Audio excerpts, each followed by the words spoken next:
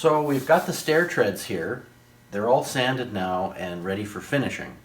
We're going to use a kind of a wipe-on poly finish, as you'll see in a future video. But right now I just want to show you the procedure we went through for the sanding. As you may remember, these treads started off as rough lumber, and we planed them on the thickness planer, and the result was pretty smooth, but thickness planers never create a finish-ready surface. So what you see here is a finish-ready surface. The edges are perfectly smooth, as you saw in a previous video, thanks to the pattern routing technique. We've got a little bit of a chamfer here. It still looks square, but we don't have the problem of the sharp edge being there. And things are perfectly smooth. And that's what this video is about. When it comes to preparing wood like this for finishing, I like to use 3 different kinds of sanders. This is a belt sander, and it's the most aggressive of the 3 here, and it gets rid of all the mill marks.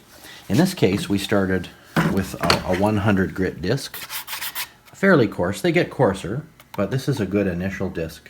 A belt. This is a good initial belt for starting with wood that's been planed. That's going to remove all the mill marks, as I said, but it's not nearly going to be refined enough. So for the second stage, I like to use this half sheet inline sander. In this case, we found the 120 grit worked the best, and it's used in a straight line. Most of the movement of this sanding pad is back and forth. There's a little bit of swirling action, which is not great, but most of it is back and forth, and it's just a matter of passing the sander over until all of the scratch marks left behind by the coarser belt have been removed. That gets us about halfway or so to a finish-ready surface. The next step is a 1/4 sheet finishing sander. In this case, we used 180 grit paper. And once again, it's just evenly using this machine back and forth.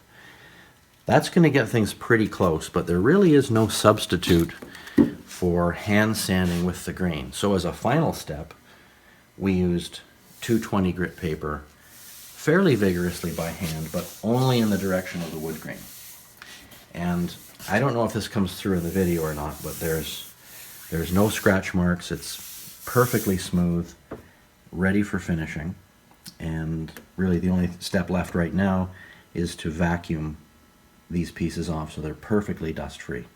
But this is how you sand wood, especially in a high-profile situation like these stair treads, or a tabletop, or any large expanse of wood that's going to get a lot of attention. Thanks for watching. Click here to join the thousands of people who get the Bailey Line Road hands-on how-to newsletter for free every Saturday morning.